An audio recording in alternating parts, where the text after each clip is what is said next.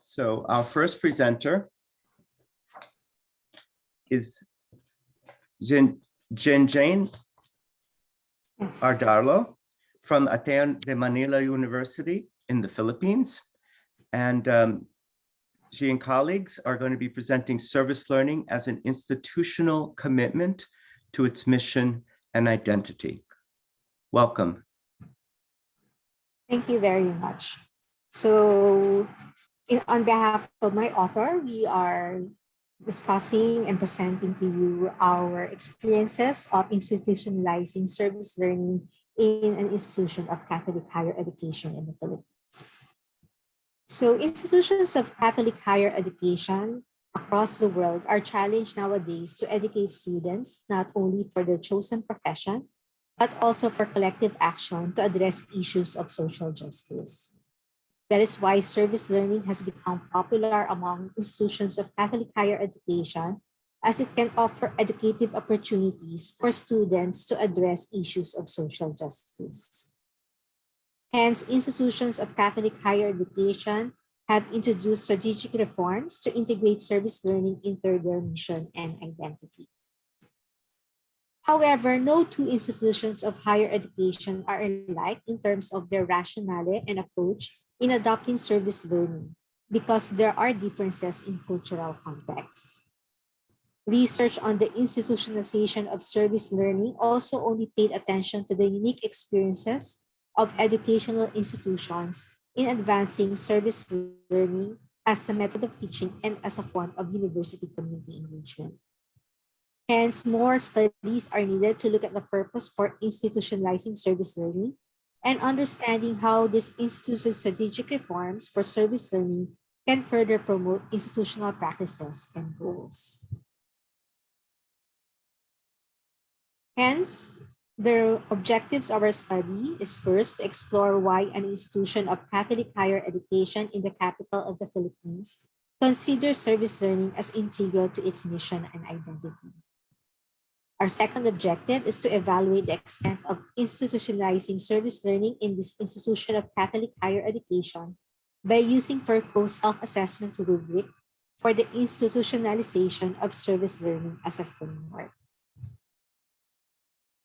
Our study is situated in Ateneo de Manila University, which is an institution of Catholic higher education in the Philippines.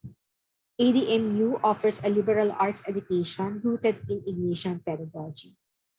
It aims to foster student formation into persons of conscience, competence, compassion, and commitment through providing integral education. It also seeks to contribute to social development by preparing students as agents of change in society through transformative spirituality. In this study, our study participants included 9 administrators responsible for making organizational decisions related to service learning, 4 faculty whose method of teaching involves service learning, 7 graduates who took part in at least one of service learning during their undergraduate years, and 2 representatives from the service learning communities of ADMU. Interviews were conducted for the 9 administrators and 2 representatives from the service learning communities. A focus group discussion was done with the 4 faculty, and another focus group discussion was done for the 7 graduates. So the transcripts underwent thematic analysis using familiarizing with gathered data, generating initial codes, searching for candidate themes, reviewing and defining themes, and lastly, identifying emerging themes. Foucault and Holland states that there are 3 purposes for institutionalization of service learning. First, it can be for educational improvement. This is concerned about making existing practices, processes better, addressing gaps in curriculum and method of teaching, among others. A second purpose is restructuring and reorganization, and this seek for greater effectiveness and efficiency by making changes in organizational structures and allocating financial resources to advance service learning in the university. Lastly, innovation is a purpose. can also be a purpose for institutionalization of service learning, and this is focused on the institution's prospect and success by bringing in novel approaches. In our study, our findings revealed that the unfamiliar became familiar as a semblance of service learning has been used as a community-embedded teaching practice in ADMU for quite a while. This was done through community engagement.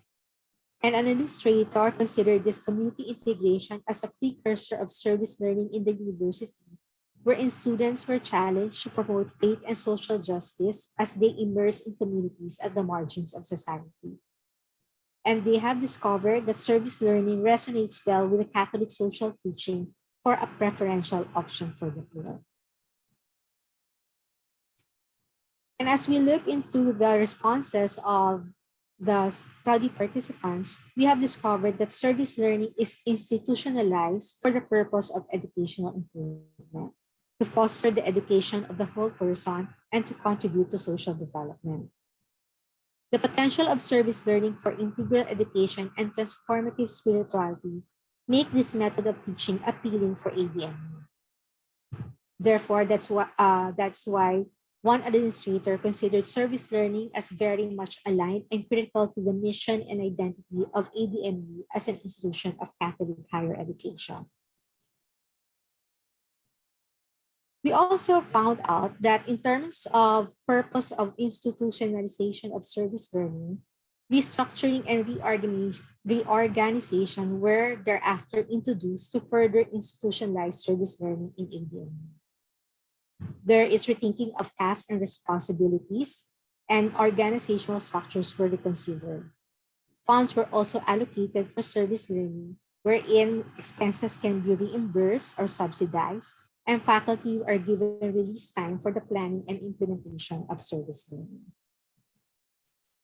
With regard to the extent of institutionalization of service learning, it can be evaluated in terms of whether there are critical mass building, quality building, and sustained institutionalization.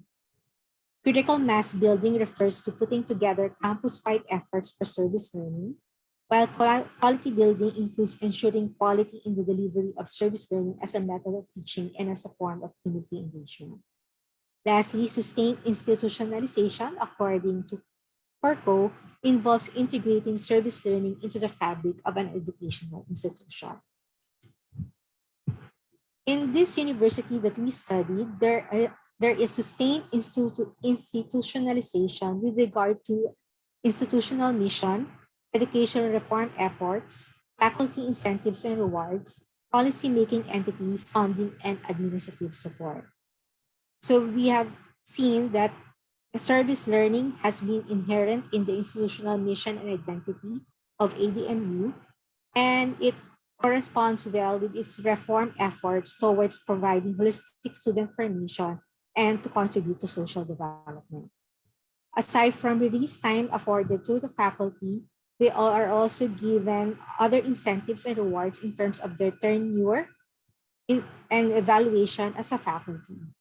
There is also a policy-making entity that will ensure that service learning there are formal policies that are given so that service learning can be further institutionalized in this university. However, most of the components in terms of looking into the extent of institutionalization of service learning in ADMU regarded it as a quality building at this time. For example, there is a definition of service learning being used, adapting from Ringer and Hatcher. However, when asked, some faculty, students, and administrators have a different understanding and varied understanding of what service learning is. Service learning is included in the strategic planning of the university. However, it is not clear in terms of how we can be able to institutionalize further service learning as a method of teaching and as a form of university community engagement. There are more strategic reforms that are needed to promote student leadership, student incentives and rewards community partner awareness, and community partner voice and leadership. In essence, we need to be able to come out with strategic reforms to empower more students and partners from the community so that we can be able to have better outcomes arising from institutionalizing service learning. In sum, findings revealed institutionalizing service learning was the response of ADMU to be committed to its mission and identity as an institution of Catholic higher education. Arriving at an understanding of how institutionalization reforms towards service learning are operationalized can provide strategic directions to educational leaders in making this community-embedded teaching practice part of the institutional culture and infrastructure. Thank you very much. Thank you very, very much for the excellent presentation, Jean. We really appreciate the work you've done. What we're going to do is we're going to move to our next presentation. And just to let you know that at the end of the presentations, as time allows us, we will open up the floor for some questions through the chat, and we will have that available for everyone for questions. So you may want to think about some questions to one or more of our presenters in the interim. Our next presentation is from Melody Ambangan from Southern Christian College in the Philippines, and the title of the presentation is Institutionalizing Service Learning as a Social Work Pedagogy, Experiences, Challenges, and Contributions to Acquisition of Competencies. Thank you, Melody, for your presentation.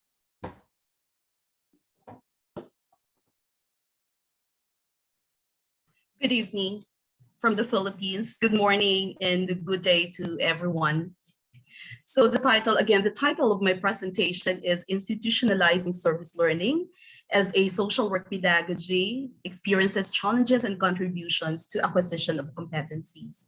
So I would like to start off with an introduction about what social work is as a degree in the Philippines and what is expected of practitioners. So social work in the Philippines is both an academic discipline and a practice-based profession, which focused on the development of student practice behaviors. In the Philippines, the BS in social work shall adhere to the global standard of social work education, such as knowledge and skills to address and transform social inequalities, shall be able to network and mobilize resources, and able to apply the social work values and ethical principles. So as its goal, the degree program shall manifest integration and application of the competencies in actual practice.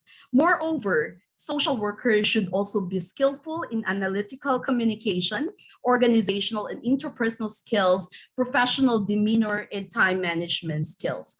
So to prepare future social workers and equip them with basic competencies, the social work program of SCC, or Southern Christian College in North Cotabato in Philippines, utilizes service learning as a pedagogy. So this presentation will present the process of how SL is being practiced and is integrated in the social work program, particularly describing the experiences of students during their SL engagements, determine the contributions of SL to the acquisition of basic social work competencies, and present the framework developed by the institution, particularly by the program that reflects the practice of the social work program. So what is this presentation all about? So this presentation, again, is about how we practice the integration of SL, or how we adapted SL as a pedagogy in social work education. So for the methodology, this study adopted the descriptive narrative design with both quantitative and qualitative data from faculty, and particularly from the 34 students of Bachelor of Science in Social Work. So this made use of survey questionnaire and semi-structured interview guides, which were used for data collection. So the SL integration, so the SL in SCC has been integrated in 3 major courses in the Bachelor of Science in Social Work program, particularly in social work program, project development and management, in social work education and training, in social welfare policies, programs, and services. And all these 3 courses are part of the core curriculum of the degree. So at present, there are other programs where SL is integrated, but these 3 programs is where SL was pilot tested or was integrated as a pilot courses. So the phases of SL integration in the social work program followed this framework. So we started off with the classroom orientation. In all courses, it started with classroom orientation, then the grouping and group dynamics, wherein team building and teamwork was developed among service learners. Then particularly, it's followed by the community protocol, the actual engagement and formative evaluation, culmination and celebration, and lastly is the post-engagement and the submission of requirements by the students. So if you can see that in this framework, these three in purple color are all classroom based, while this orange, this in cantaloupe, are community based. So what happens during the classroom orientation? So students are oriented about SL and its significance in the process of learning. Also, they are prepared for actual engagement by developing basic skills and critical understanding of community problems and concerns. And they are also reminded of ethics to be observed, role and responsibility taking, systems to be utilized, and possible activities to engage in based on community needs. The second part, the second phase, which is the grouping and group dynamics, features the facilitation of students to develop teamwork among themselves, do pre-engagement activities per group like community visits, community needs appraisal, and resource identification, brainstorm as a group how they can apply their learned knowledge and skills to address identified community needs and concerns. The third is community protocol, which is done while doing community visits, seeking the approval of the barangay, that is the village leaders, local government council, initial meeting with the target community sector, like if it's the women, the youth, the elderly, or we call them the senior citizens, and the presentation of proposed projects to solicit possible support and possible ideas from different stakeholders. Then the fourth phase is the actual engagement and formative evaluation, where students plan the implementation with the community sector identified.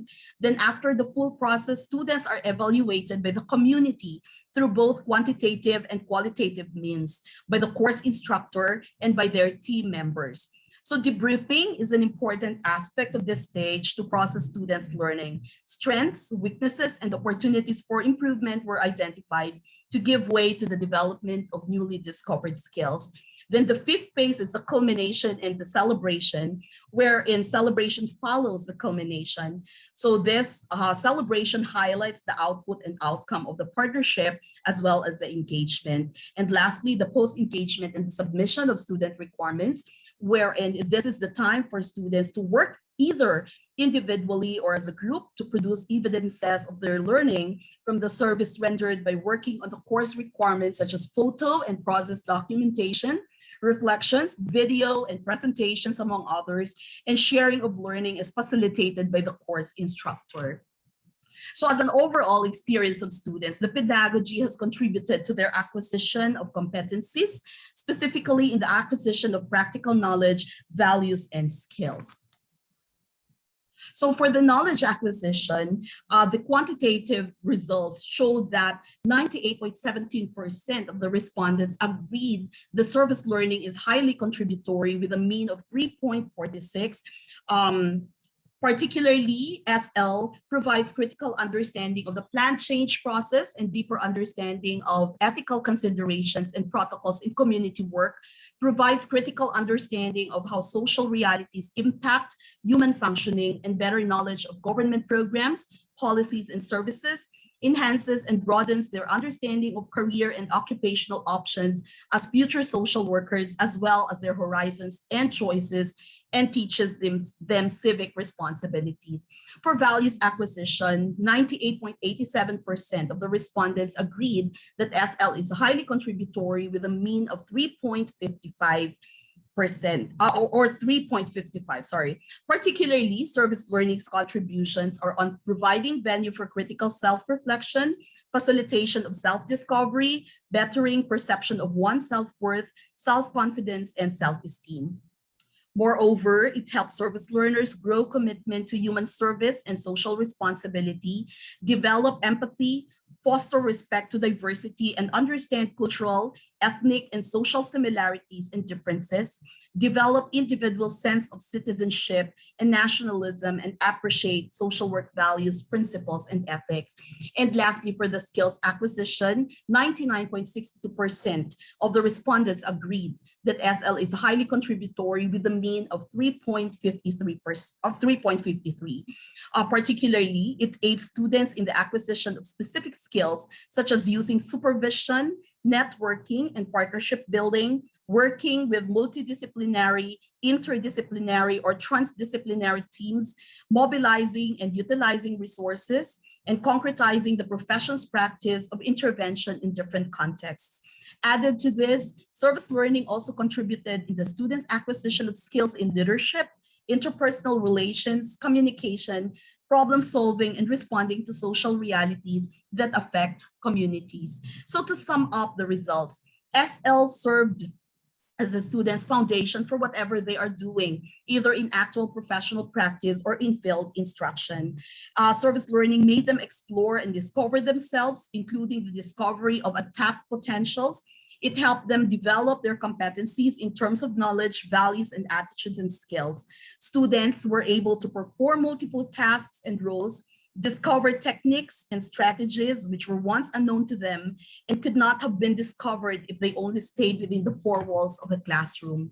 The fulfillment they felt was at a different level, they said, because they went through a real life scenario and actual learning where they experienced reality and applied the things that they learned inside the classroom. So to conclude, the main results of the quantitative data and the consistency of the qualitative data led to the conclusion that service learning as a pedagogy utilized in Southern Christian College social work program has contributed to the acquisition and development of competencies, the knowledge, values, and attitudes and skills of the students.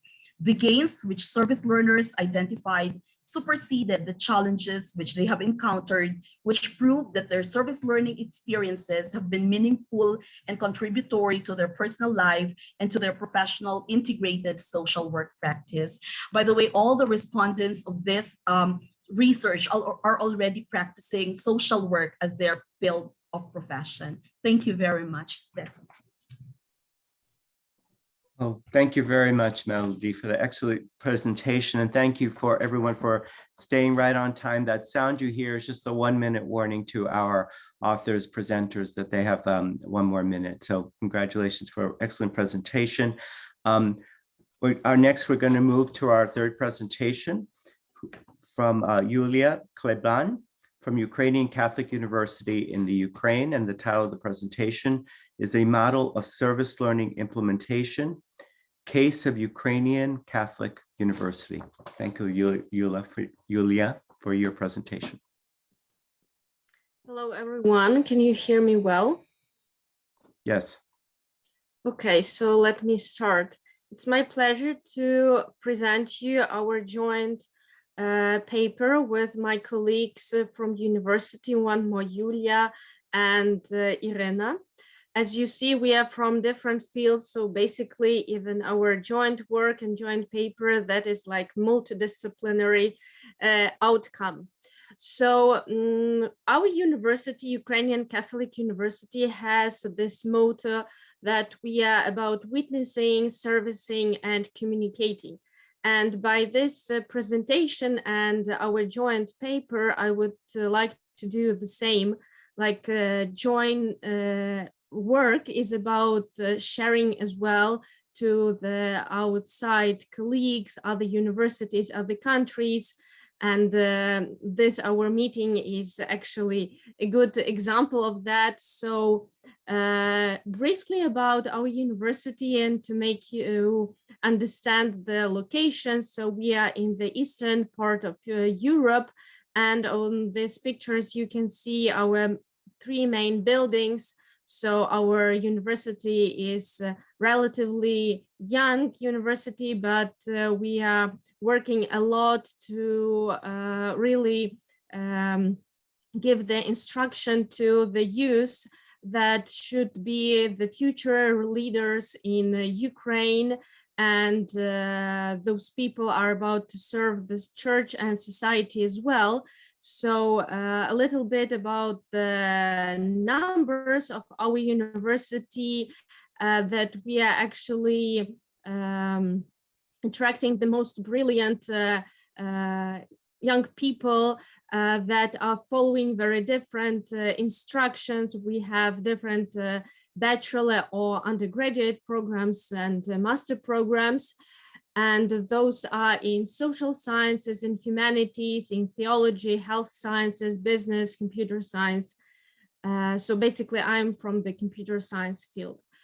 So what we are here to share with you, that's about our vision about the very education that applying service learning at our university, that is basically transforming education from being for service to being as a service.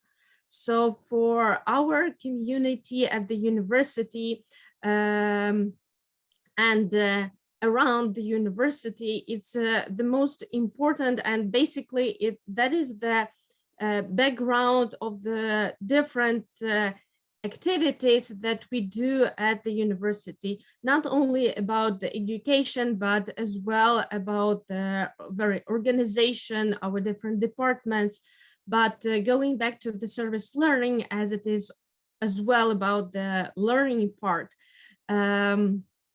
We are about to explain to the students, but the very instruction that they follow during their studies, how they are connected to the community, in the sense that they not only give something back, but learn something from the community, and that it's happening vice versa.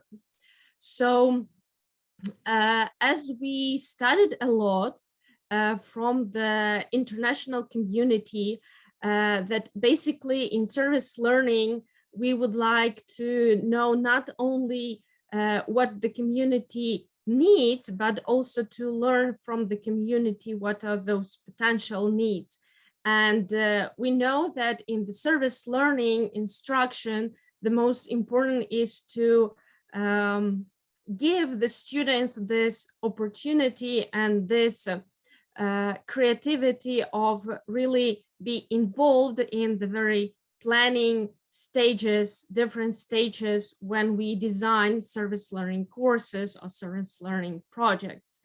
And we know how it is important to connect very specifically with the learning content while doing the service learning and applying service learning methodology. So our approach while bringing to the institutional level the service learning practices was basically about combining all the best practices and taking into account our local context and regional context. But also we were from the very beginning actually using lots of service learning practices which cover a lot of mentoring and advising, and that actually happened not only within like the learning experience, but also while building the very system from the very beginning. Because at our university, we started to think about the service learning really not knowing that it is service learning. And actually, while bringing that into the institutional level, we started to study ourselves, but also bringing new ideas. For example, thinking about the ecosystem that we need to really build not only qualitative, but quantitative, but also qualitative focus of the service learning. We have studied and have experienced from ourselves that the so-called agility to the study program and to the very curriculum is very important while practicing service learning. And we have implemented as well from, let's say, kind of business environment, that the stakeholders are the most important person in the whole process, and how the idea generation for the service learning courses or project is happening within our university, and how the reflection and analysis stages are important. So in our methodology applied for this presentation, this paper, we have used so-called process approach, which helped us to understand different inputs and outputs that we have for the service learning organizational and implementation stages at our university. So we were able to actually understand for ourselves what is happening in terms of the resources like people, technology, information, and what outcomes we have in a different points of view. So one of the results that we have, so basically we have here on this slide, that is so-called our roadmap, which we were not able to include in our paper, but I would like to share that here for you so that you can understand how that evolved in terms of time, that we were working a lot within our task force group and following different activities and participating in different events, and have used a lot of international experience. But by doing that, we'd also collected different types of data that we used later on to actually understand the service learning model at our university from the point of view of the processes. So at this slide, I would like to use one of the examples to actually explain you the whole this process part. For example, if we wanted to start the service learning activities at our universities, we were thinking about the pilot project. So pilot project involved different stages, for example, like course syllabus preparation. There were some drafts. We have collected some data during that process, like, for example, list of potential projects or potential our partners. And that actually, by building this whole stages of the process, helps us to understand that, for example, the next time when we iterate, we will follow some of the steps, either doing that more efficiently in terms of, for example, time, or in terms of, for example, some additional information that we will need. And by following this idea of the processes, we studied that basically what we need more, that is about really building this support style guidance for our colleagues when we would like to scale our practices. And that building this roadmap for the implementation of the projects is very important. And that keeping in mind that you would like to do that in the very quality and that partnerships with your colleagues is as well very important. So by doing that, we were able to really understand what happens within our university. In case you have some questions, we are here to share with you some more details. Thank you. Oh, thank you very, very much, Yulia, for your presentation. Thank you for the great work you're doing in Ukraine, and congratulations on the great results. Our next presenter is Leticia Lopez from Universidad de Monterrey, Mexico, and her presentation, Institutionalization of Service Learning in an Intercongregational University. Thank you, Leticia, for your presentation.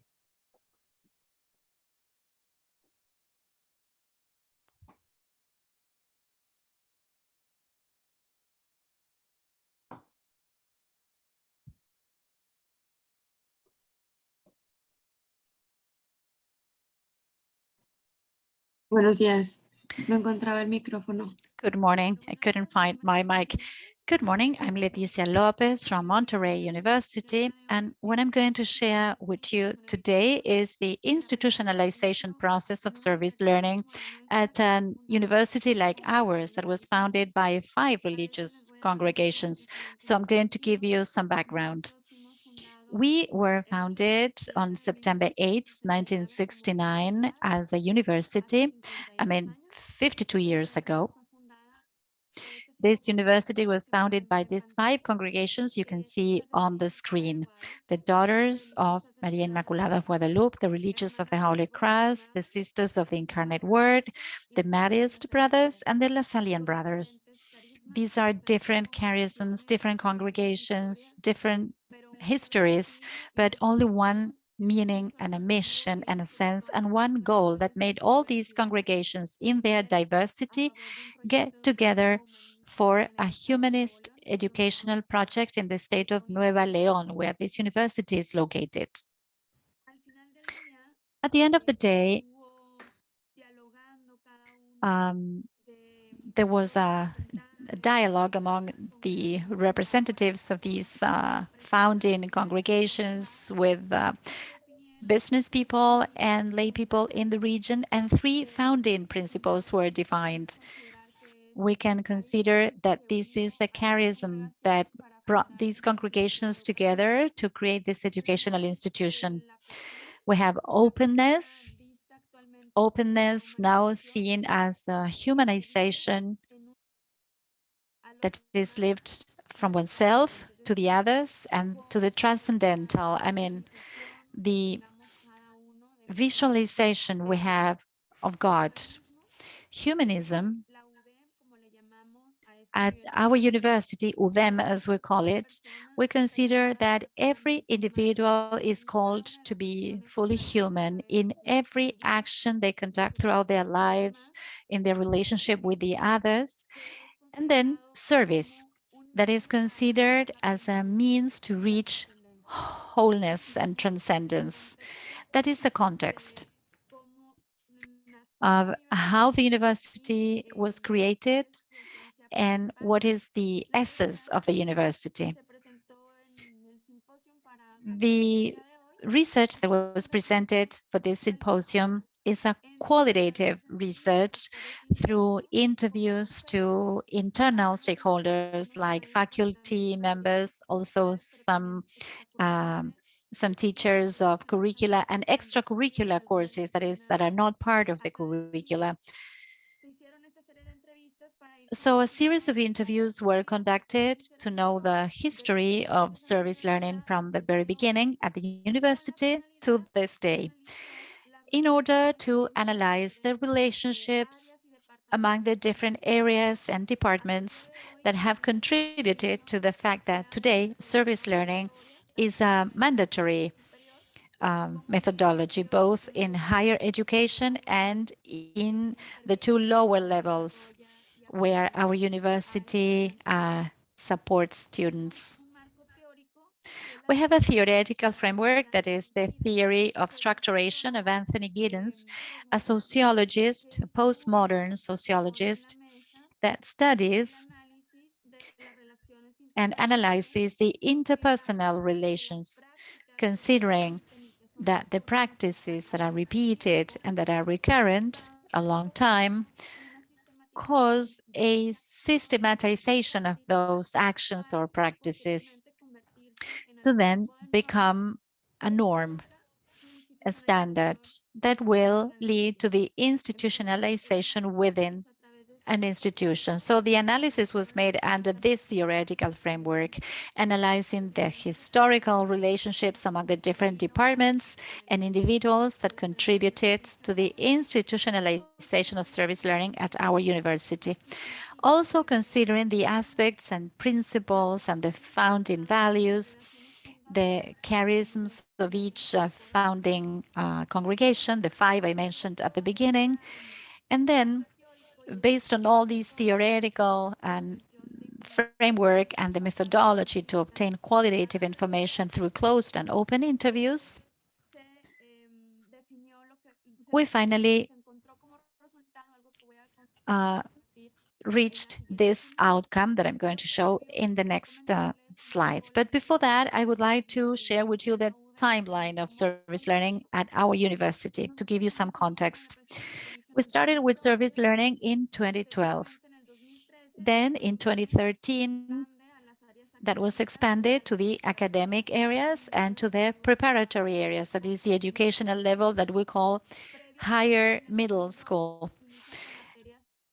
In 2012, we had started with the co-curricular courses, that is subjects, courses that are outside the curricula in the main disciplines in each course.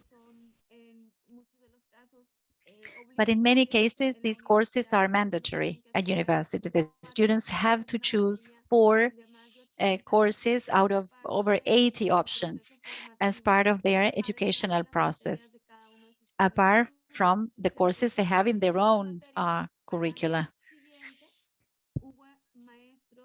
So a year later, as some faculty and teachers loved the methodology, they started to implement it in their own courses and also in the preparatory, as I mentioned before.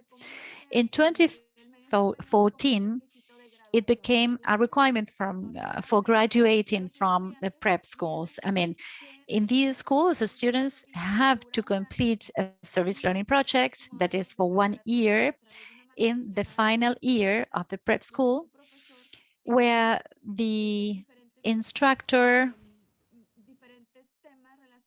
deals with different topics related to self-esteem, human rights, and a series of principles and values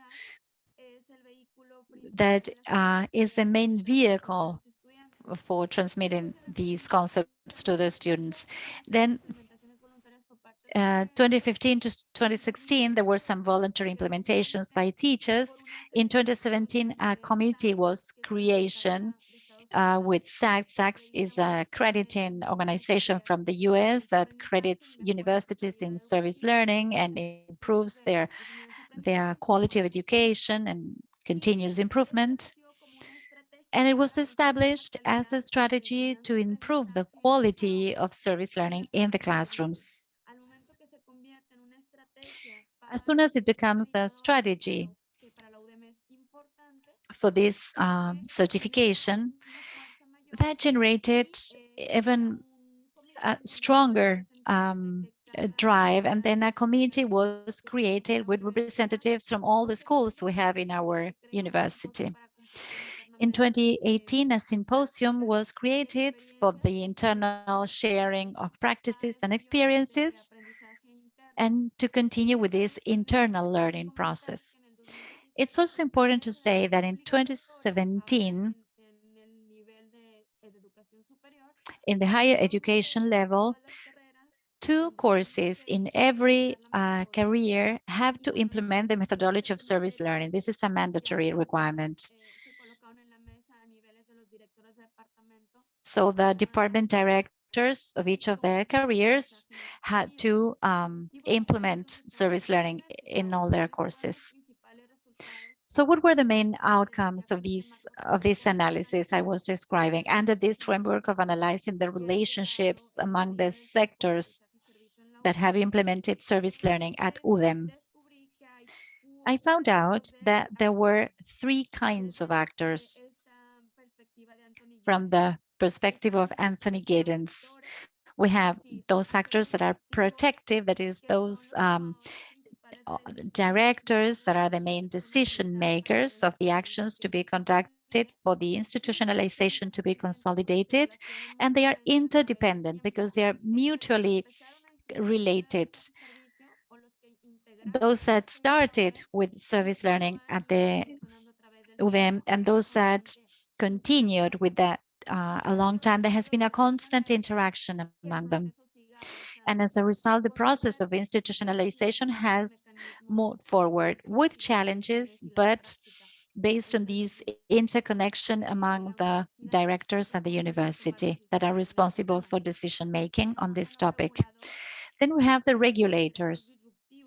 They are the disruptive agents. The operational areas, that is, those that are in charge of implementing this, supervising, making connections with the community, train the teachers so that they get trained and professionalized in this topic. And there have been lots of innovations that have also made it possible to professionalize the process. And finally, the caretakers that are students and teachers. What's the difference between caretakers and protectors? The caretakers are the ones that are in the classroom implementing the methodology and making sure that the goal is achieved. That is, meeting the learning goals of the course as well as the service learning goals for the community through the resolution of a specific issue with a civil society organization that our university partners with. So the teacher, through this, becomes part of the solution with the students. And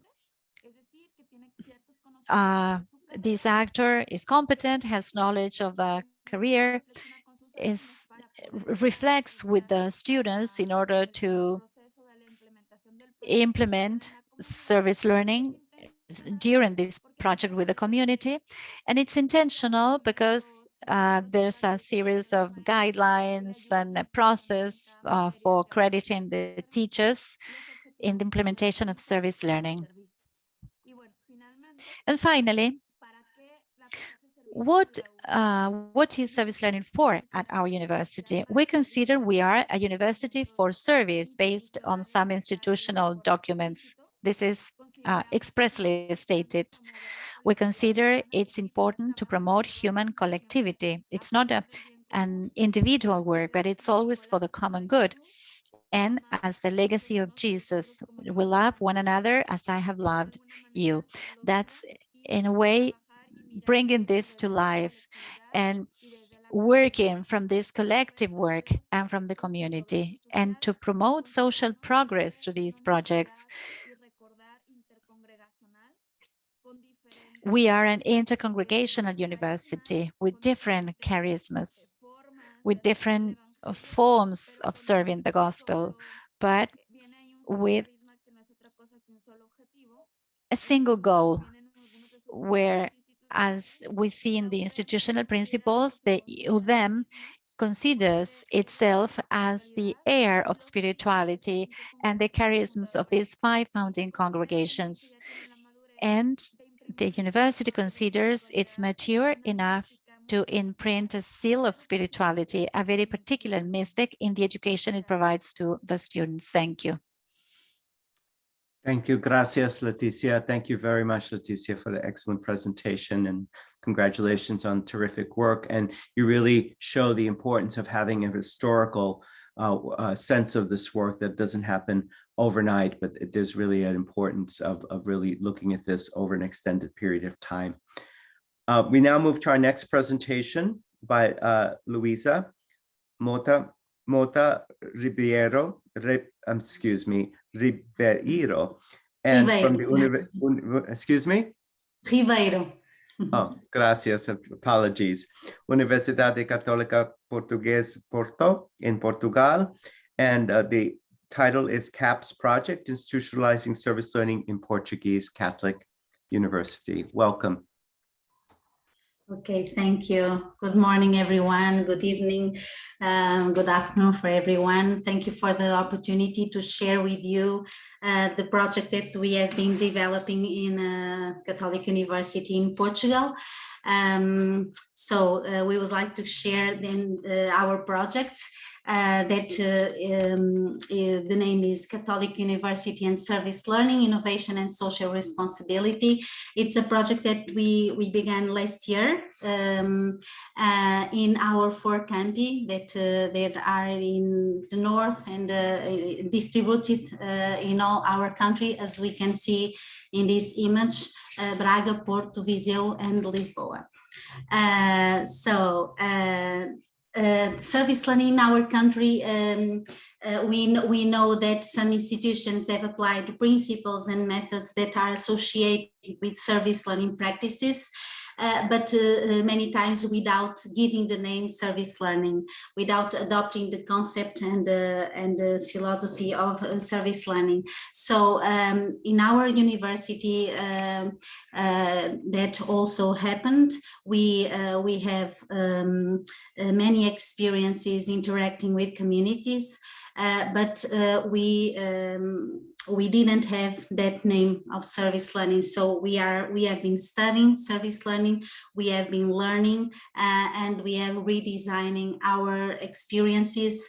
So we have some work in our university and in other universities in Portugal, but we are giving the first steps with this methodology, formalized methodology. Our project has this main goal to contribute to the promotion of service learning in higher education institutions in our university and in others university also, stimulating pedagogical innovation and social responsibility. We have the goal of strengthen and institutionalize service learning in our university. So we have this goal of design, implement, and evaluate service learning experiences with adequate scientific supports to train and support teachers in the redesign of curricular units and other experiences, and to design procedures that are scalable for other higher education institutions. Also to disseminate the service learning methodology in other higher education institutions, and to reinforce the network, service learning network in Portugal.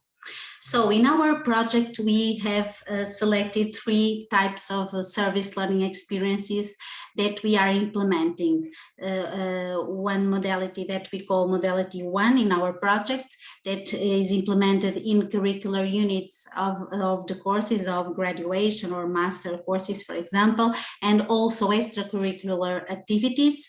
This first modality we have been implementing, as we will share later. Then we have a modality 2 that we call transversal and interdisciplinary curricular units. We will implement in next semester in February. So these experiences intend to involve students and teachers from different scientific areas, from different faculties that work together in the same service learning project with the same community partners. And then we have modality 3, international and interdisciplinary service learning experience, that we will implement next year. So we are preparing this international experience. And our project, we look at our project as a 3 years and 3 months, because we have an extension due to the pandemic situation. So we look at our project to a time to explore, to research, to evaluate, to do some pilot experiences and evaluating them, and also giving steps in the process of institutionalization of service learning. In our country, Portugal, we face situations of social exclusion and poverty that are worrying. So we need to find effective and sustainable answers that integrate different scientific areas. We need to build bridges between science and intervention, between academics and practitioners, between university and community. We know that our student body is heterogeneous and diverse at socioeconomic cultural levels. So this is a challenge, because our students present different needs, and it's very important to help them to contact directly to new contexts and realities. marked by human vulnerability. And we believe that future professionals need to contact with these problems during their training, not only after their training, but in their preparation for their professional life. So our main activities, we organized it in 5 big activities. Number 1, to create a project coordination and planning team. Number 2, to design, implement, and evaluate the experiences. Number 3, to institutionalize. And number 4, carry out research. And number 5, disseminate service learning to our other higher education institutions. So number 1, we made it many of these activities already. We have a national team for institutionalization of service learning in our university. We have been doing training, capacitation. We have also the support of our external consultant and our external evaluator also. We've been analyzing social context and creating the graphic identity of the projects. About activity 2, we are working intensively on these activities, teachers capacitation and implementing our service learning experiences, as I will share later, and evaluating that experiences. We have been working also in making the diagnosis of our situation in this process of institutionalized service learning in our university. And we are, this is number 3.3 is a challenge for us to, we are reflecting about this, how make the recognition of service learning experiences for students, teachers, and social entities. We have been doing research, as I will share later, and we have been disseminating them also some results. So we would like to increase awareness of teachers, students, and community partners on SDGs, social justice, and social responsibility.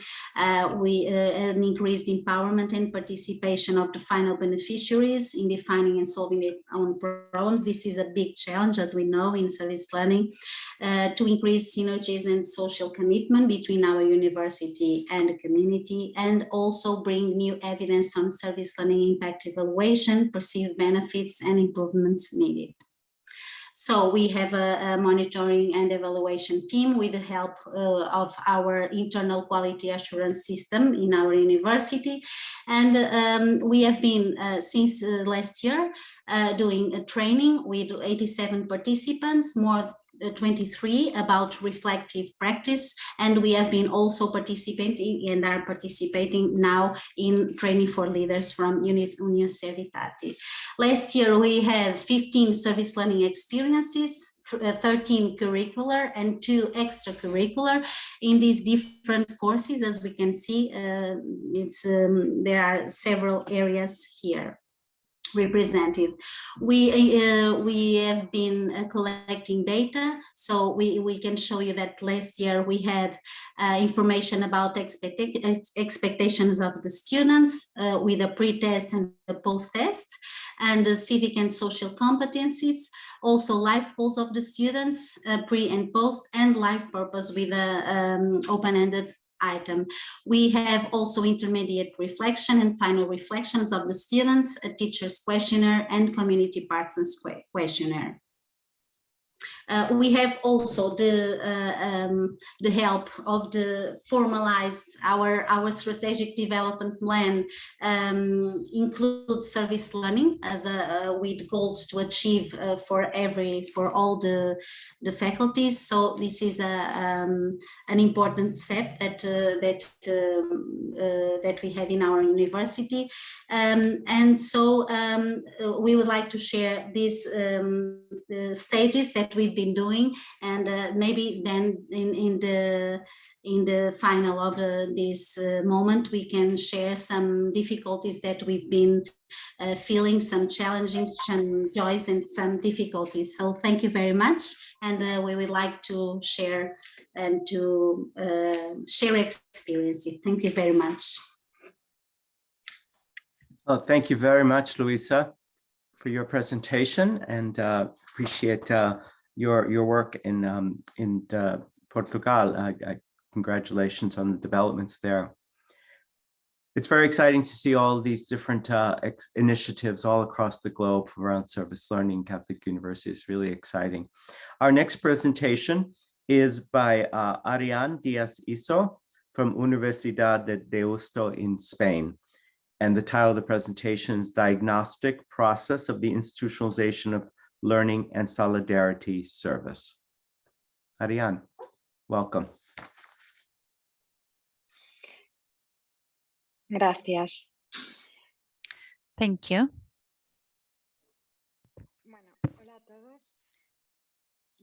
Hello, everybody.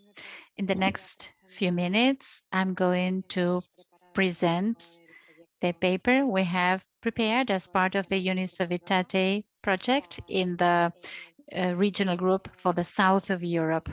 The title is the process of diagnosing the institutionalization of service learning that we have conducted in the region. And in this process, the participants were the Catholic University of Portugal, St. Mary's University, the Catholic University of Holy Heart, and Deusto University. First of all, let me mention that for this diagnosis process, we used Andrew Furcos' rubric, the self-assessment rubric. As you know, this year in the Uniservitate project, one of the main project was to create an action plan for each university so that we could make progress in the institutionalization process. And at the University of Deusto, we thought it was important before making the action plans to make a good diagnosis of the institutionalization at each university. First, in order to understand the stage that each university was at and the strengths and weaknesses. So before starting planning the activities and the trainings or the actions we wanted to propose to make progress in the institutionalization of service learning, we wanted to know and we wanted to make the universities reflect on the starting point of each one. So we created an assessment tool based on Furcos' rubric. This rubric identifies three essential stages. The initial stage, where the critical mass is created, then the stage of creation, quality creation, and a third stage is more advanced, that would be the sustainable institutionalization. So in order to move forward along these stages, we also consider the 5 main dimensions. The first dimension that has to do with the integration of service learning in the philosophy and the mission of the university. Another one that refers to the faculty involvement and support that carry out service learning experiences. A third dimension that focuses on the student involvement and support for service learning. A fourth that has to do with the community partner involvement and partnership. And finally, but not least important, that has to do with the institutional support for service learning. So considering these stages and these dimensions, we started designing the participatory diagnosis process. This process was conducted in 3 different steps. First, the team at the University of Deusto, we fully understood the dimensions and the components of Furcos' rubric, the ones I explained before, and considering those dimensions and those components, we formulated a series of indicators and created the assessment tool. This tool was created through Google Slide, that is a Google presentation, and on each slide we included a chart where the universities could mark for each dimension at what stage they were. And for each dimension, we asked them a question to promote reflection, to make it easier for them to know at what stage they were at. We also asked them to indicate strengths and weaknesses. For instance, an example of a strength in the faculty involvement dimension could be that the institution had faculty members involved in service learning practices, and a weakness in this dimension would be that the institution did not recognize the faculty members that were implementing the practice. After that, we conducted a regional meeting explaining the tool to the three supported universities. Then we asked each university to create a working team to conduct the self-assessment. We gave them some time to reflect and to think, and we insisted at that time that it was not important just to check the table for each dimension. The important thing was to reflect, identify the strengths and weaknesses of the institutions. And third, we gathered the working teams at each institution for them to present us with the self-assessment work and the strengths and weaknesses they had identified. After that processes, we compiled the information on the strengths and weaknesses of each university, and we were able to identify the stage at which each university was. And thanks to this self-assessment process that they conducted, we were able to see that the three universities were in the process of institutionalizing service learning. And basically, they are in the first and second stage. So the general ideas that we obtained in the reflection process were, for instance, about the first dimension, we realized that it was important to,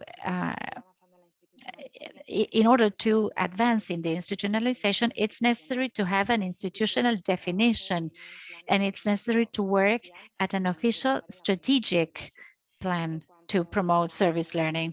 As to the second dimension that has to do with the role of the faculty in the institutionalization of service learning, we concluded that it's important to enhance the efforts to help faculty make a distinction between service learning and other experiential service experiences like volunteerism, for instance. And without any doubt, we highlighted the importance of having an institutional recognition of those faculty members that are involved in service learning practices. Third, among all the institutions, we highlighted the importance of keep working to offer more opportunities to the students. And we also discussed that it's essential for service learning to be incorporated in the students' curricula, and so that the experiences help students take an active role in these experiences. We also discussed that the experiences of service learning should not be considered as supplementary activities without a recognition. It's important to recognize them, as I said before. As to the involvement of the community and the associations we collaborate with, we all emphasize the need to move forward in that direction. We particularly reflected on the importance of working as a network and make the associations we work with feel they are part of the network and that they're essential agents in the achievement of the university mission. All the universities agreed that we have to work in order to raise awareness and disseminate this knowledge among all the community partners about the importance they play in service learning. And finally, the last dimension, the one that has to do with institutional support, this includes the operational aspects related to the management, the organization of the process. The main conclusion was that it's necessary to keep working to have working teams that are responsible for implementing, developing, and institutionalizing the methodology throughout. And also the directors also saw it was important to recognize service learning as an essential educational goal at the university. And to conclude, those of us that are presenting today and those of us that have been working on this with our heart, our hands and heart in this process, we are working So the institutions we are working with are part of social change and contribute to all the social challenges we are facing now. But for that, it is still necessary to introduce some changes in the service and in the teaching and in the learning processes. And service learning is an ideal place, not only for the development of the student, but also for the challenge of creating active citizenship, a fair citizenship. And so the methodology, to make the methodology of service learning be efficient and contribute value to higher education institutions and in society, we have to continue moving forward in this institutionalization process. Thank you so much for your attention. Thank you very much, Ariane, for your excellent presentation. Muchas gracias. We now move to our next presenter, Luther Labidad, from Xavier University in the Philippines. Title of the presentation is Pedagogical Framework for Service Learning Program in Higher Education, the Case of Xavier University. Welcome, Luther. Yeah, thank you. Good evening, everyone. Buenos dias, buenas tardes, everyone. So in behalf of my co-author, I would like to present our paper, our research. And my colleagues, by the way, is Ms. Maricho Obidencio, and we are both from the College of Arts and Sciences of Xavier University in Cagayan de Oro City, Philippines. The title of our research is the Pedagogical Framework for Service Learning Program in Higher Education, and this is the case of Xavier University. So let me just quickly or briefly say something about Xavier or XU. No? XU is the only Catholic and Jesuit institution in Northern Mindanao. And Xavier has been actively involved in social community services for many years. And the heart of its mission as a Jesuit and a Catholic education is expressed beyond the peripheries. Xavier has been doing a lot of social extension and services to some of the areas in Mindanao, no, or within Cagayan de Oro City. Xavier encountered difficulty creating a standardized approach for the service learning program to be integrated into the curriculum. Xavier has been doing a lot of extension works to different communities, but it's only lately that Xavier has started to institutionalize these extension activities through the service learning program. So Xavier took some challenging years in developing its framework, and it was only until the school year 2016-2017 when Xavier has started to formalize and institutionalize the service learning program. Okay, so what is the general objective of our paper or of this research? It is to basically describe the pedagogical framework of the service learning program of Xavier University Ateneo de Cagayan. And specifically, this research would like to describe the mechanism and, of course, the design of the service learning program and to describe the extent of SLP implementation for the last 3 school years. The extent would mean how many faculty members are doing SLP or are integrating SLP into the curriculum, how many courses already have incorporated SLP, and how many students have taken up a course where SLP is being integrated. So that's what we mean when we say the extent, no? Which is part of the specific objectives of this paper. So what was our methodology? So this is basically a research that follows a case study, no? As it's designed.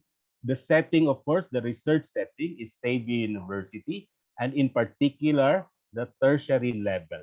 No? So what was our data collection and analysis? What did we do, no, as researchers? So we used both the qualitative and the quantitative approach. Under the qualitative approach, we conducted a lot of key informant interviews or KII using some guided questions that were based, of course, on the self-assessment tool or criteria that were developed, of course, by Mr. Forco.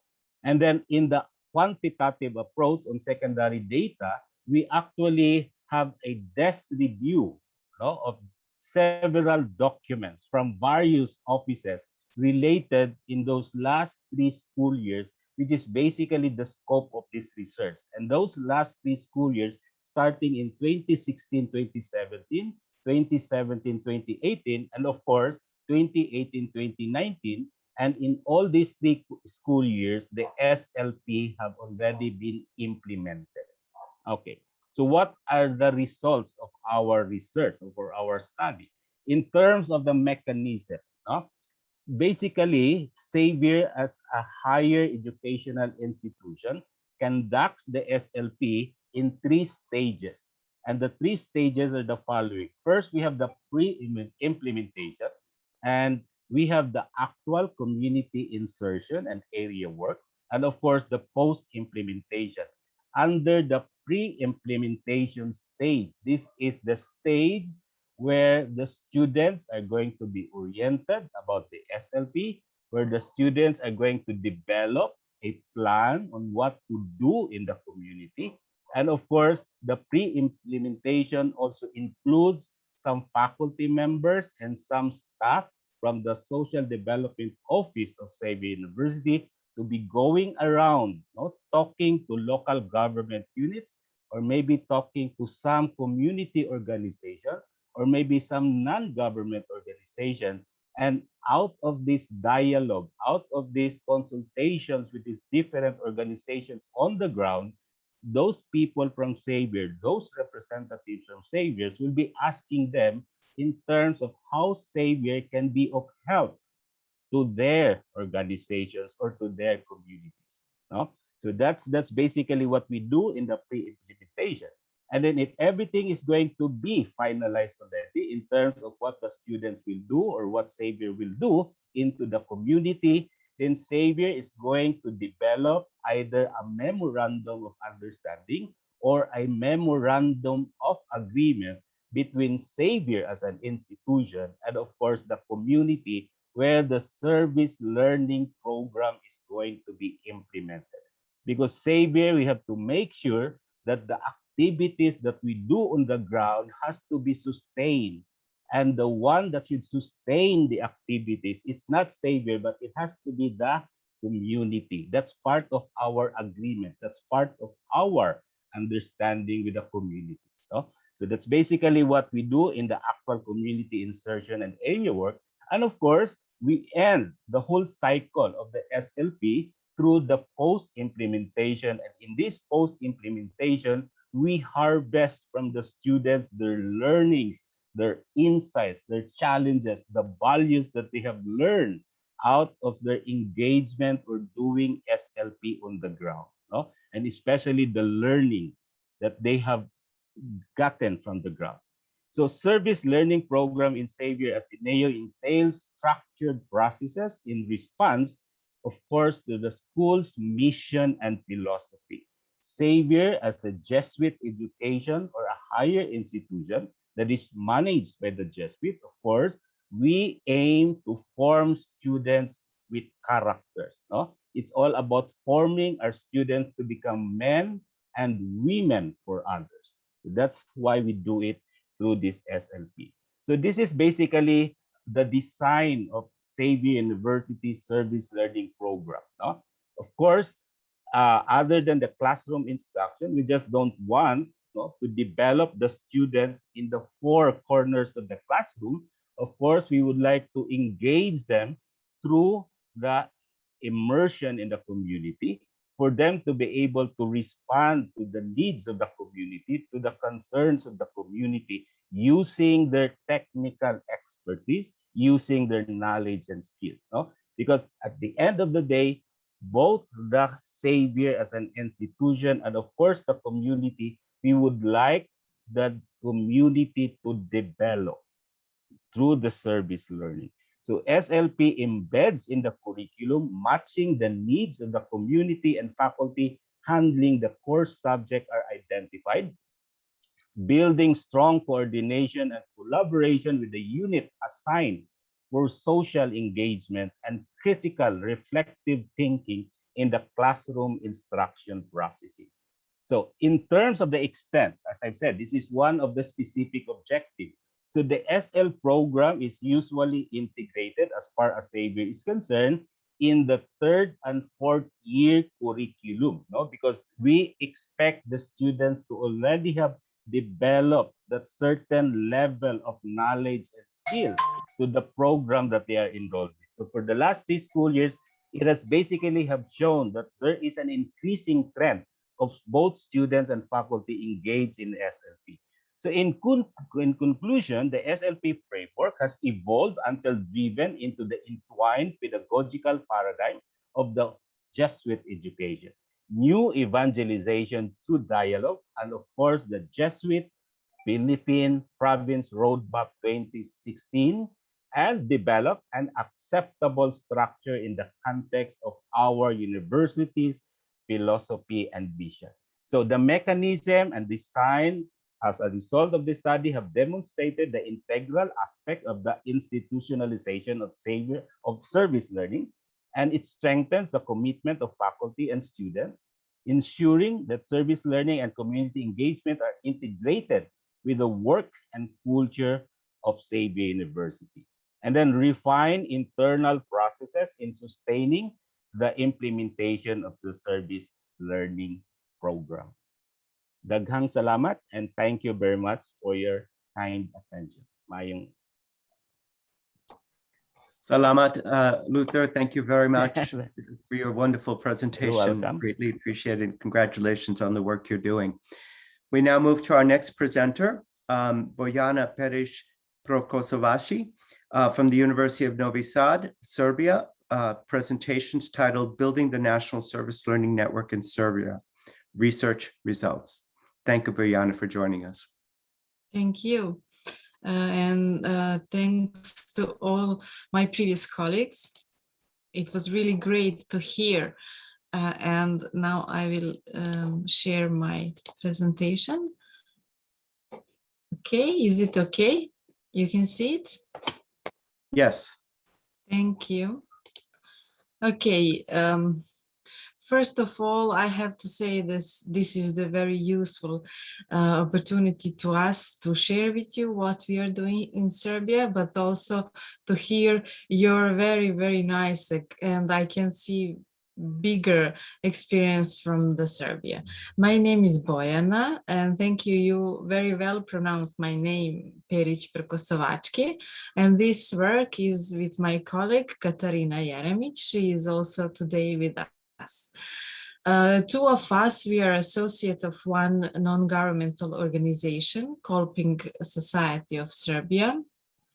And that organization has a project supported by CLIS and also supported with MIOS. MIOS is one Bosnian organization who are providing some programs for schools. And this is, in this moment, a smaller project about service learning project in Serbia.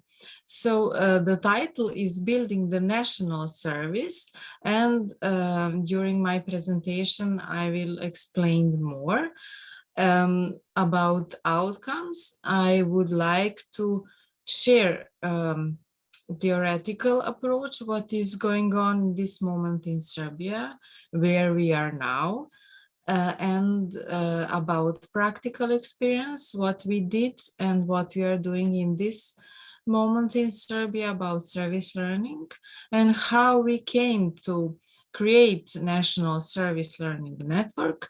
And according to that, I will share with you results of one small and ongoing research, like if I can say like that.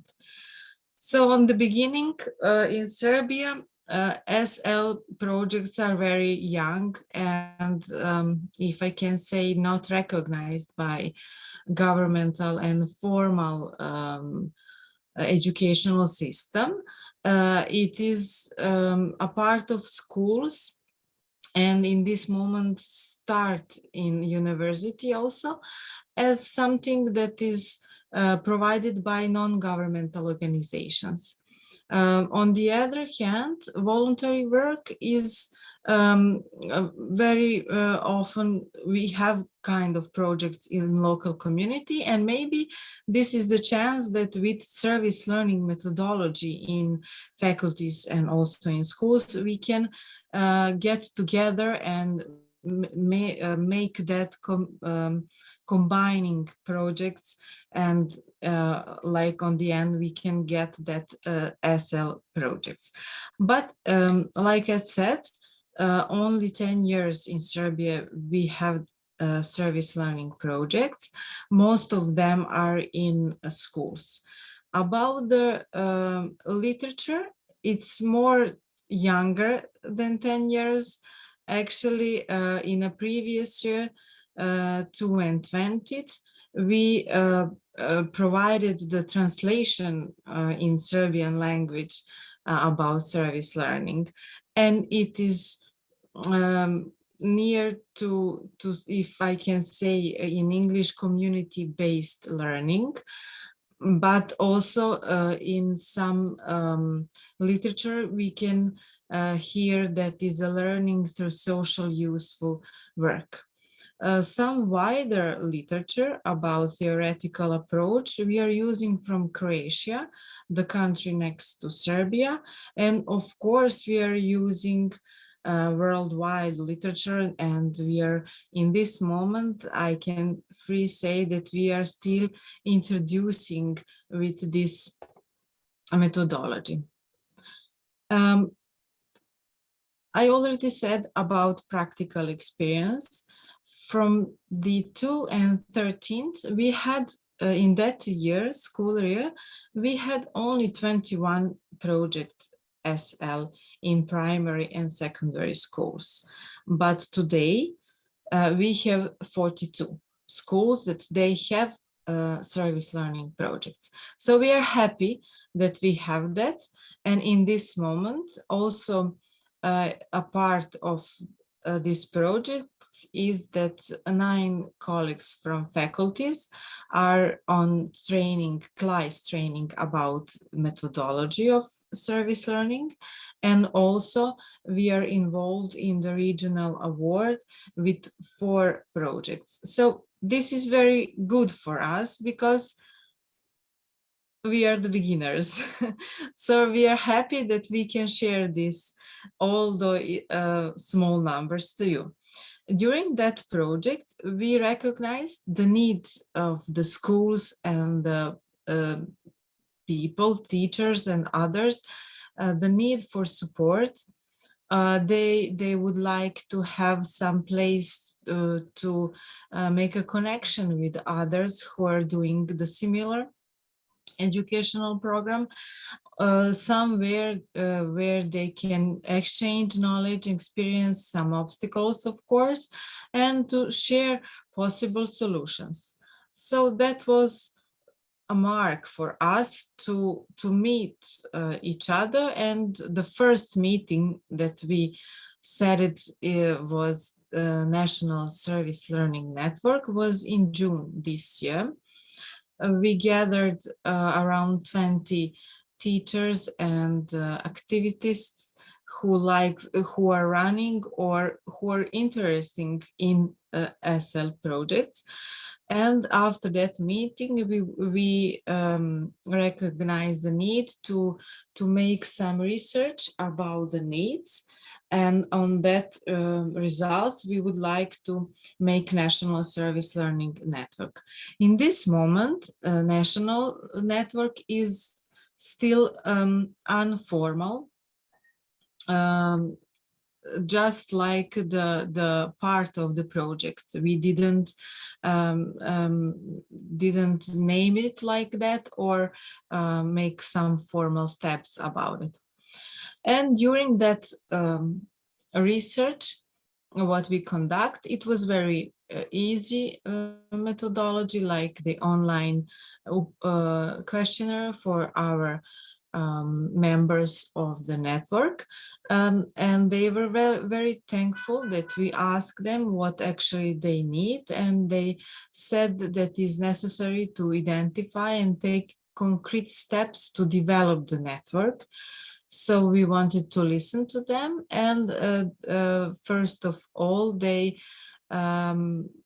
said to us the areas what they need of support. And it is from the management, how they can handle the project documentation and also the realization of the budget, especially and financial part of the projects.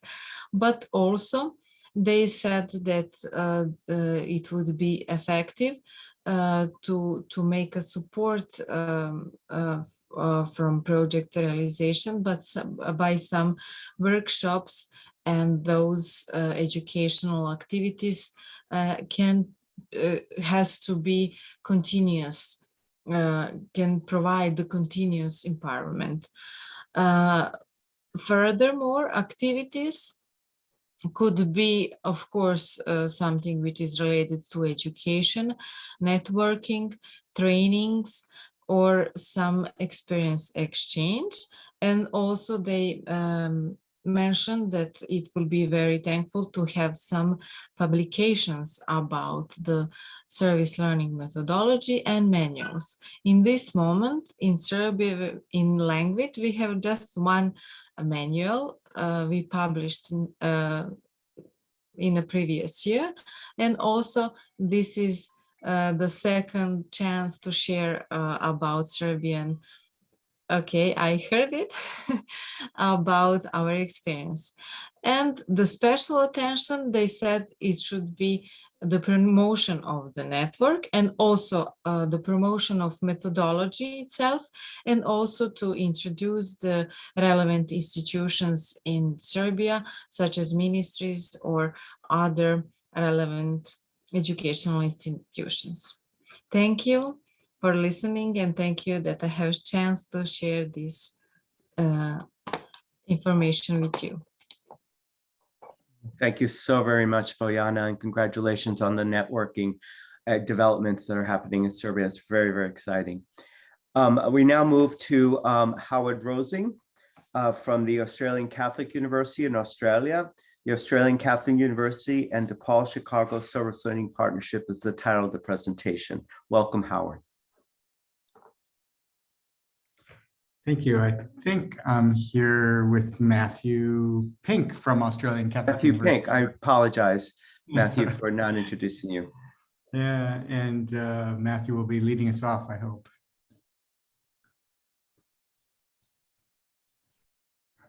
Matthew.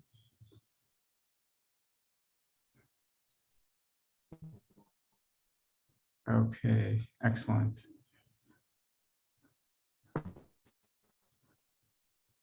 I think Matthew maybe having my colleague out as well now. We're having a little difficulty with the sound. Yes, I think Matthew might be having some technology issues. So Matthew, why don't you go ahead and play the slides, and I'll take over if you'd like.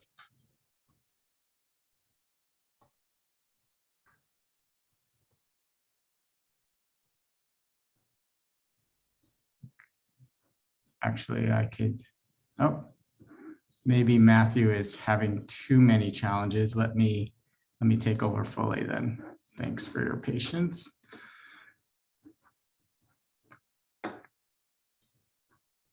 Howard, would it be helpful to you if we switch to the next presentation, come back to you, or are you okay? Okay, there you go.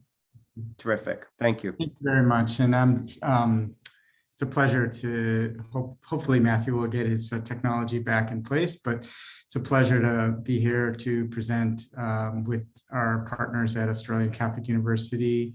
We're at DePaul University in Chicago. Australian Catholic University is in 6 locations across Australia, whereas we have 2 campuses here in Chicago in the United States. Just as an introduction, we like to tout our status in it's more of a tongue-in-cheek sort of joke that we're both the largest Catholic universities in different ways.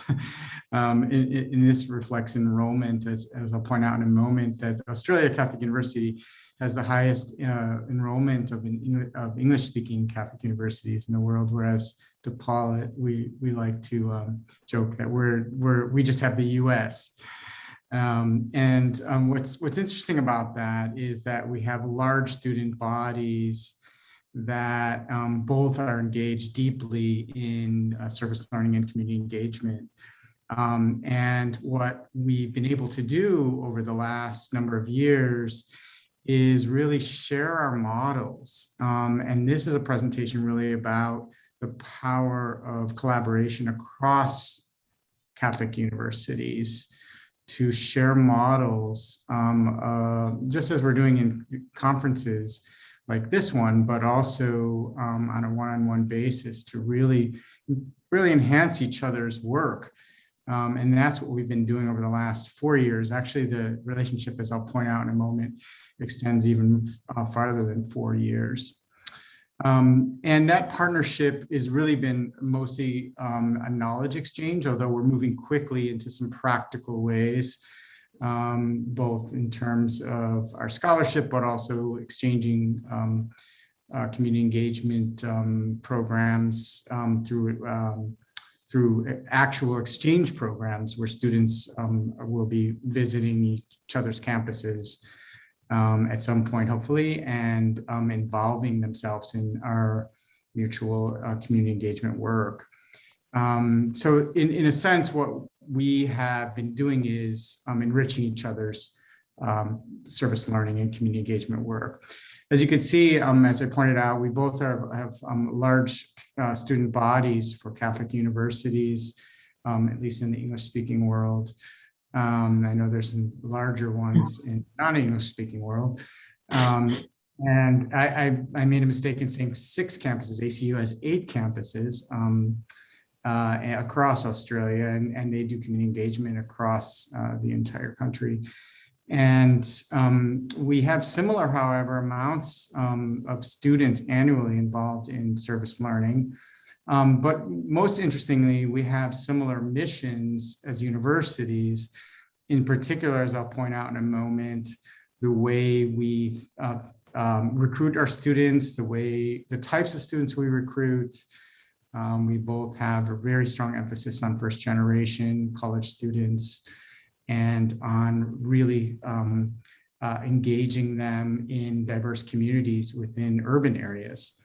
And so that partnership that we've been developing over the last 4 years has really allowed us to really think through both our mission and how the commonalities of our mission can allow us to learn from each other's work.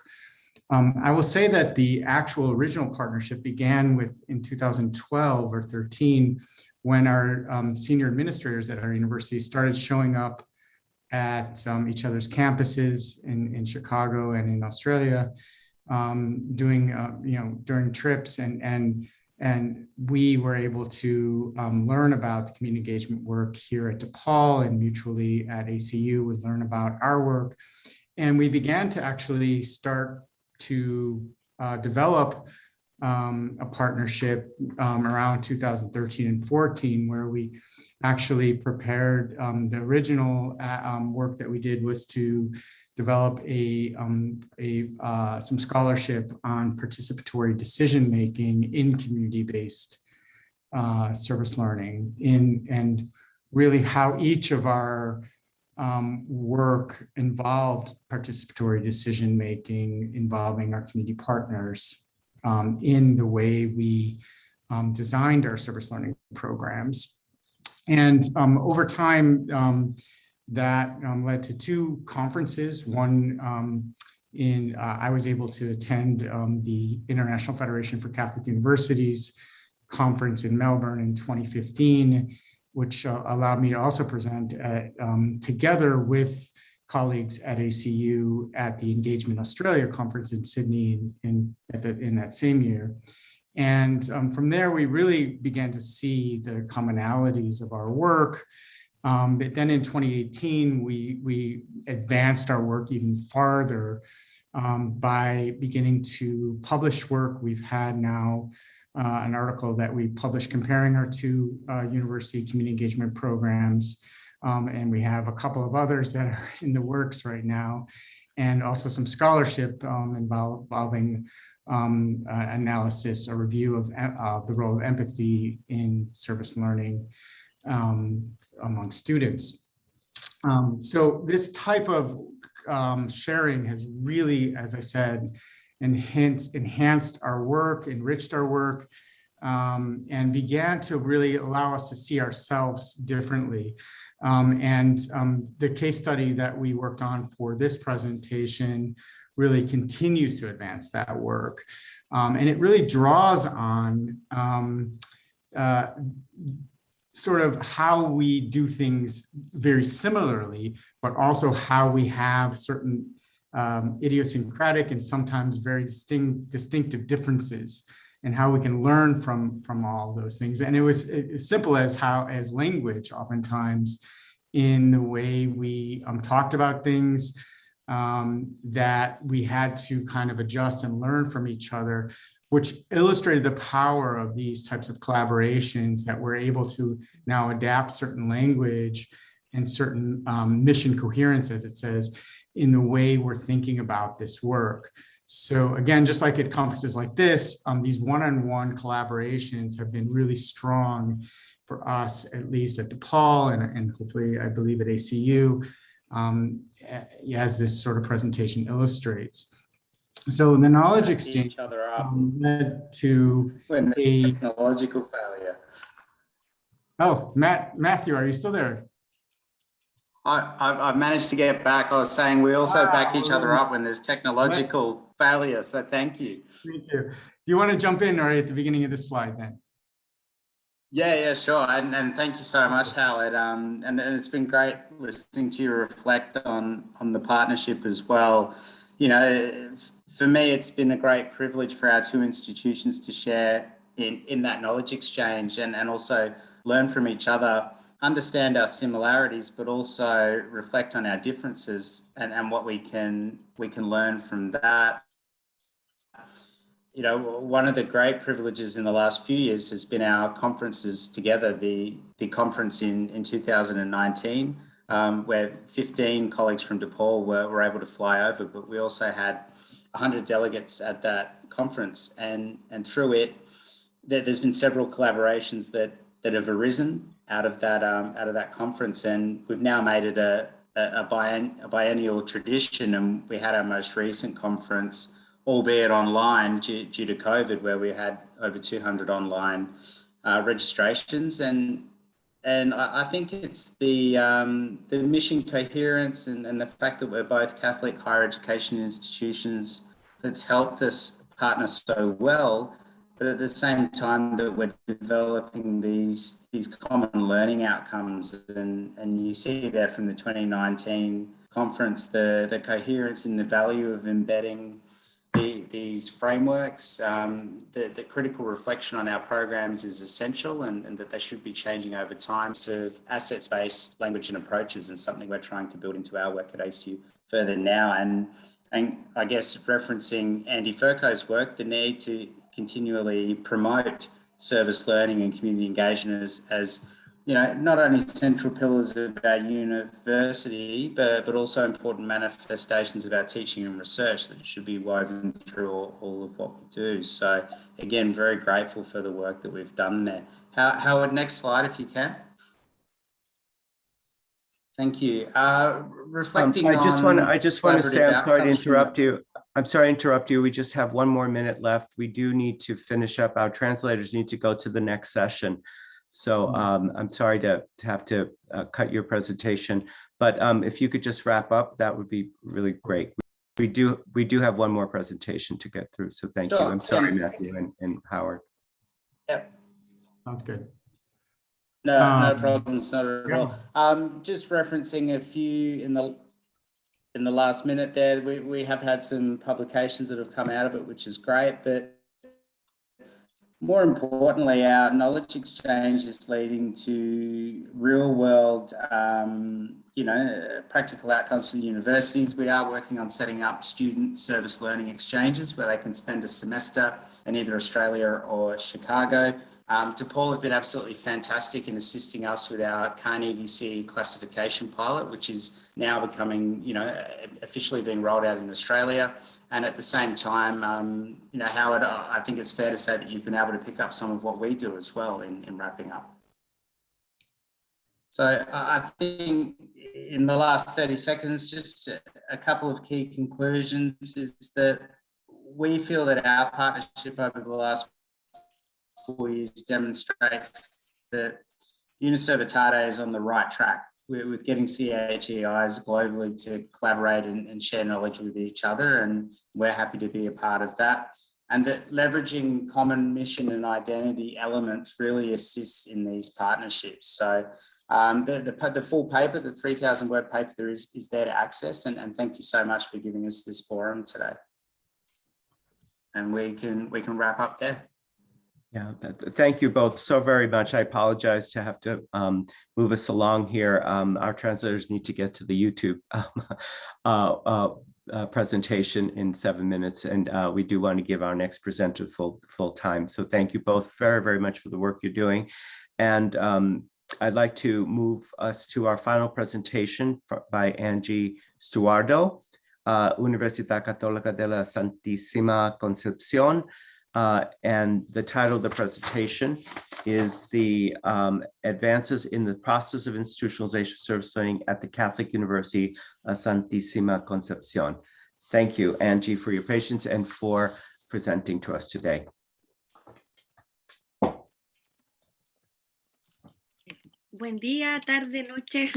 Good morning, good afternoon, good evening. I would also like to thank this opportunity and thank you to my previous colleagues. I hope I can be up to your expectations because you've set a very high standard now. This is a paper we did with Romaneta Aguilera, the Director of Media Relations in our university. And I'm going to share with you how we've moved forward in the process of institutionalization that is just beginning. We are just beginning this process. First, to give you some context, as a university, we are a university whose educational model contains 4 main principles: the dialogue between faith and reason, the respect for the dignity of the individual, another is the ethics formation, then the integration of the knowledges, and forming or educating with a vocation for service. Another thing in our educational model is that the profile of our students needs to have a vocation for service, for the progress of society and the common good. And also in our educational model, we have a generic competence that is competence that is supposed to be developed by all our graduates, and that is the social innovation and engagement. Within the institutional context, we have a model of vinculation with the environment that was updated in 2019 that puts a collaborative space at the center that connects the external environment with the institution at all levels. The idea is that at this collaborative space, we collect needs and we define instances for mutual collaboration in a co-construction process. So this is a two-directional relationship with the community. And today, speaking of service learning, it's a methodology that is present in our collective discourse, both among the authorities and the faculty, students, staff in general. We also have individual and isolated initiatives of service learning. The teachers are the ones that promote service learning in our institution. They manage everything because it's still not institutionalized as a methodology, although we have 10 years of experience. There are also many teachers that say they are applying the service learning methodology, but when we do some research about it, we realize it's not fully complete. And we also have some institutional projects of service learning that have tried to strengthen that genetic competence of social innovation and engagement through the methodology. And finally, in the curricula in our courses that have been redesigned, we have included service learning as a mandatory methodology, at least in one of the courses. In this context, we consider the importance of the methodology, but there's still no institutional model that tells us how to apply it, although we do have training courses and information for faculty members. So under this reality, in 2020, the Deputy Rector of Academic Relations mandated the creation of an institutional committee intended to propose this institutional model for the implementation of service learning. This commission was made up of a member representative of each school. We have more than nine schools in our university, including law, sciences, engineering, education, medicine. We have the Institute of Theology. We also have the Technology Institute, that is a school that has many careers related to the technical area, communications, economics. And in this commission, we also had the Department of Monitoring, the Curriculum Unit, and myself. I led the commission in this case, and I'm the pedagogical coordinator of generic competencies at the university. As part of the actions that we conducted in a year of work, that was the timeline for this commission, the first thing we did was to identify an institutional definition for service learning based on the theoretical foundations that exist. We follow the guidelines of CLICE, the Latin American Service Learning Center. We also included this two-directional component. We consider what is established in the definition of our educational model as to the social innovation and social engagement. And we also included a sustainable relationship with the community partners, sustainable in time, because as part of those isolated initiatives, they were considered an activity with the community, but then we just forget about it and move to another community. So now the idea is to have a sustainable relationship to improve our contribution as a university. So the definition is a social experience of education where the student, from their discipline through a collaborative, reflexive process with a sustainable approach, meets the needs that are identified in the community that become learning opportunities, turning them into an agent of conscious change and engage with their environment. Another work of this community was to propose a training program for the faculty members at the institution. It has 6 modules. The last one is the implementation of service learning. These modules include a more theoretical module about the foundations of service learning.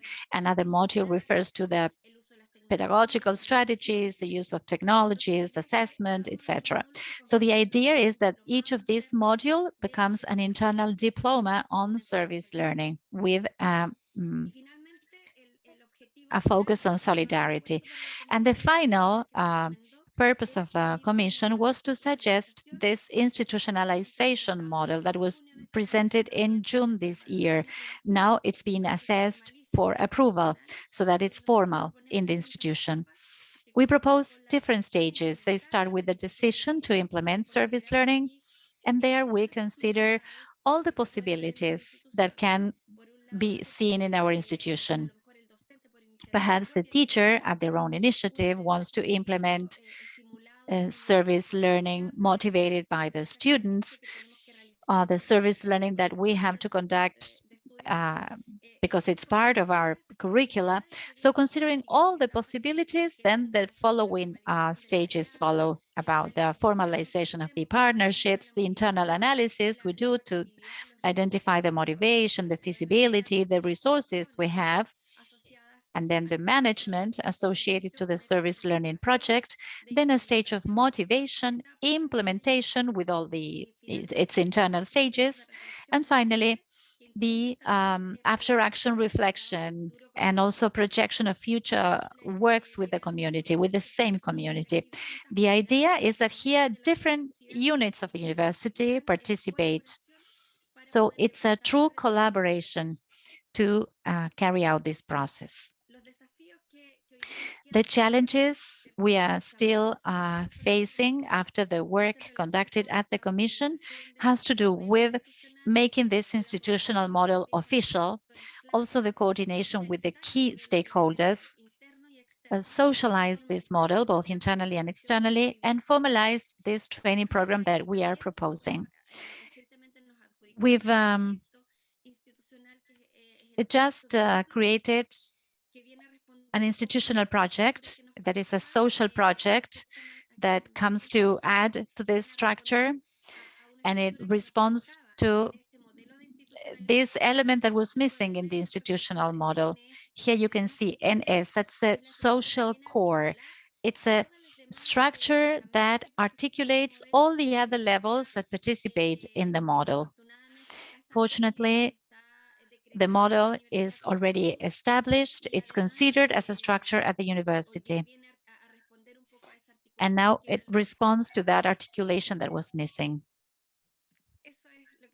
So that is what I wanted to share about my work. I thank you for the opportunity for presenting our progress. Thank you so much. Muchas gracias, Angie. Thank you very much, Angie, for your presentation. And so unfortunately, we are out of time. We do need to transition to the next session. I hope you will all join us. There is some information in the chat for how to connect. And I want to thank our translators. I know they had a great workout today, and all our authors and presenters today for your wonderful, exciting, and inspiring presentations. Thank you for the work that you're doing and for your attention today, and for all the wonderful contributions you're making to service learning. Laura, did you want to make a final comment? Laura? Can you turn on your camera so that we can take a picture and we can share them with the rest of the group? Just smile.